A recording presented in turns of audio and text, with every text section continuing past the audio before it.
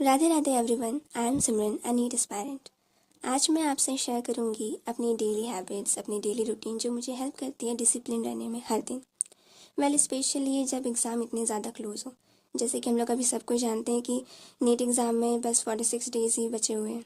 और ऑनेस्टली बोलूँ तो कभी कभी बहुत ज़्यादा प्रेशर फील होता है, लेकिन फिर भी मैं ट्राई करती हूँ कि मैं अपना बेस्ट दूँ, हर दिन पिछले दिन से ज़्यादा इम्प्रूव्ड हो।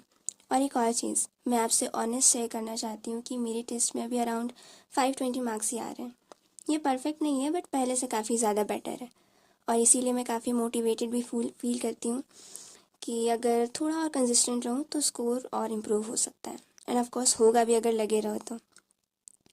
मेरे लिए डिसिप्लिन का मतलब ये नहीं है कि 24 आवर्स पढ़ती रहूँ, कभी ब्रेक ही ना लूँ। मेरे लिए डिसिप्लिन का मतलब है कि रोज़ थोड़ा थोड़ा इम्प्रूव करना। कुछ दिन अच्छे होते हैं, कुछ दिन बिल्कुल प्रोडक्टिव नहीं होते, लेकिन मैं एक रूल फॉलो करती हूँ, no matter what happens I will show up and study. बस। बिकॉज दिन पे हमारा जोर नहीं चलता ना, दिन तो कैसा भी हो, हमारा जोर चलता है हमारे दिमाग पर। चाहे मूड कैसा भी हो, मुझे ये काम करना है, मुझे पढ़ना है तो पढ़ना ही है। ऑफकोर्स 6 घंटे नहीं होंगे, 5 आवर्स 30 मिनट्स, इतना तो हो सकता है ना। मैं अपना सिंपल सा एक रूटीन शेयर करती हूँ। सुबह मैं यूजुअली थोड़ा जल्दी उठने की कोशिश करती हूँ, ठीक है, अराउंड 6:30 मैं उठ जाती हूँ। और सबसे पहले मैं प्रीवियस डे में जो भी मैंने पढ़ा है उस चीज़ को मैं रिवीजन करती हूँ, ठीक है। और उसके बाद मैं एक मेन सब्जेक्ट उठाती हूँ। मेन सब्जेक्ट का मतलब जैसे कैम हो गया, फिज़िक्स हो गया या बायो, तीनों में से कोई एक उठाया। मतलब आज दिन भर में मेनली मुझे प्रैक्टिस इस सब्जेक्ट को करना है, लेकिन बाकी सब्जेक्ट को मुझे रिवाइज़ करना है इस तरीके से। मान लो कि मैंने बायो उठाया तो बायो के मैंने 100 क्वेश्चंस प्रैक्टिस किए, और उसके बाद फिर बाकी सब रिवाइज़ किया। उसके बाद और ज़रूरत होती है तो और फिर प्रैक्टिस करती हूँ।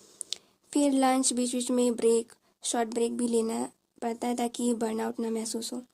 फिर आफ्टरनून में मैं यूजुअली एमसीक्यूज़ प्रैक्टिस करती हूँ, क्योंकि एग्ज़ाम में अल्टीमेटली आने तो क्वेश्चंस ही और सॉल्व भी करने हैं।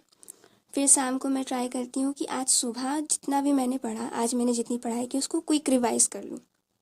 मेरा रूटीन परफेक्ट नहीं है, लेकिन हाँ, डेली इस चीज़ को मेंटेन करना ज़्यादा इम्पॉर्टेंट है।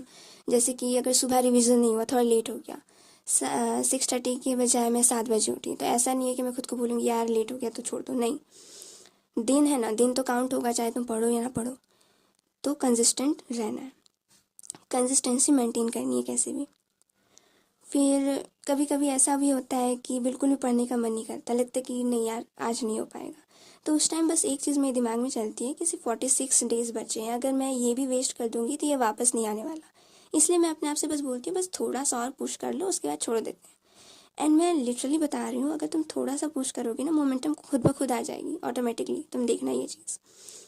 और अगर आप भी एग्ज़ाम की प्रिपरेशन कर रहे हो, चाहे वो कोई भी हो, अभी तो जैसे जेई के भी होने वाले हैं अप्रैल में, तो अगर आपको लगता है कि आपके मार्क्स परफेक्ट नहीं है, उतना कि आपको एक सीट मिल सके या आप क्रैक कर सको, तो प्लीज़ गिव अप मत करो यार,